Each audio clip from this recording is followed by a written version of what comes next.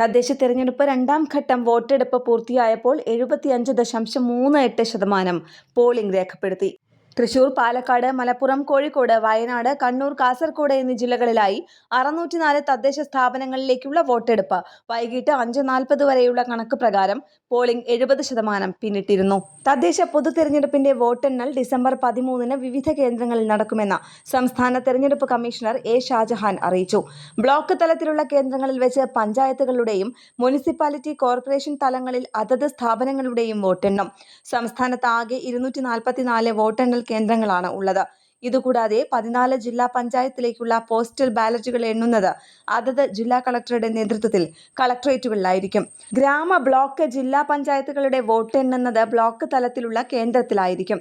ഇവിടെ ഗ്രാമ, ബ്ലോക്ക് പഞ്ചായത്തുകളുടെ പോസ്റ്റൽ ബാലറ്റുകൾ അതത് വരണാധികാരികളുടെ ടേബിളിൽ എണ്ണും. വോട്ടെണ്ണൽ ശനിയാഴ്ച രാവിലെ 8-ന് ആരംഭിക്കും. ആദ്യം വരണാധികാരിയുടെ ടേബിളിൽ പോസ്റ്റൽ ബാലറ്റ് എണ്ണി തുടങ്ങും. തുടർന്ന് വോട്ടിംഗ് മെഷീനുകളിലെ വോട്ടുകൾ എണ്ണും. വോട്ടെണ്ണലിന് ഇലക്ട്രോണിക് വോട്ടിംഗ് മെഷീനിലെ കൺട്രോൾ യൂണിറ്റുകൾ മാത്രമാണ് സ്ട്രോങ് റൂമുകളിൽ നിന്നും ടേബിളുകളിൽ എത്തിക്കുക. സ്ട്രോങ് റൂം തുറക്കുന്നത് വരണാധികാരി, ഉപ-വരണാധികാരി, നിരീക്ഷകർ, സ്ഥാനാർത്ഥികൾ, ഏജന്റുമാർ എന്നിവരുടെ സാന്നിധ്യത്തിലായിരിക്കും. അവിടെ നിന്ന് ഓരോ വാർഡിലെയും മെഷീനുകൾ കൗണ്ടിംഗ് ഹാളിലേക്ക് വോട്ടെണ്ണുന്നതിനായി കൊണ്ടുപോകും.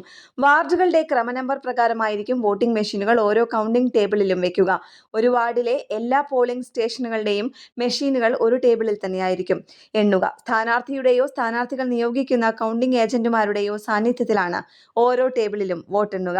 ടേബിൾ വയ്ക്കുന്ന കൺട്രോൾ യൂണിറ്റിൽ സീലുകൾ, സ്പെഷ്യൽ ടാഗ് എന്നിവ കൃത്യമായി ഉണ്ടെന്ന് സ്ഥാനാർത്ഥികളുടെയോ കൗണ്ടിംഗ് ഇലക്ഷൻ ഏജന്റുമാരുടെയോ സാന്നിധ്യത്തിൽ പരിശോധിച്ച് ഉറപ്പുവരുത്തിയ ശേഷമായിരിക്കും വോട്ടെണ്ണൽ ആരംഭിക്കുക.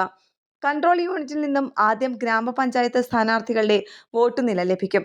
തുടർന്ന് ബ്ലോക്ക് പഞ്ചായത്ത് സ്ഥാനാർത്ഥികളുടെയും ജില്ലാ പഞ്ചായത്ത് സ്ഥാനാർത്ഥികളുടെയും വോട്ട് വിവരം കിട്ടും. ഓരോ കൺട്രോൾ യൂണിറ്റിലെയും ഫലം അപ്പോൾ തന്നെ കൗണ്ടിംഗ് സൂപ്പർവൈസർ രേഖപ്പെടുത്തി വരണാധികാരിക്ക് നൽകും. ഒരു വാർഡിലെ പോസ്റ്റൽ ബാലറ്റുകളും എല്ലാ ബൂത്തുകളിലെ വോട്ടുകളും എണ്ണിത്തീരുന്ന മുറയ്ക്ക് അതത് തലത്തിലെ വരണാധികാരി ഫലപ്രഖ്യാപനം നടത്തും. ലീഡ് നിലയും ഫലവും തത്സമയം അറിയാൻ കഴിയും. വരണാധികാരി അനുവദിക്കുന്ന വ്യക്തികളെ മാത്രമേ വോട്ടെണ്ണൽ കേന്ദ്രത്തിൽ പ്രവേശിപ്പിക്കുകയുള്ളൂ. കൗണ്ടിംഗ് ഉദ്യോഗസ്ഥർ, തെരഞ്ഞെടുപ്പ് കമ്മീഷൻ അധികാരപ്പെടുത്തിയിട്ടുള്ള ഉദ്യോഗസ്ഥർ, സ്ഥാനാർത്ഥികൾ, ഇലക്ഷൻ ഏജന്റുമാർ, കൗണ്ടിംഗ് ഏജന്റുമാർ എന്നിവർക്കാണ് വോട്ടെണ്ണൽ കേന്ദ്രത്തിൽ പ്രവേശിക്കാൻ അനുവാദമുള്ളത്. ന്യൂസ് ഡെസ്ക് കേരള പ്രണാമം.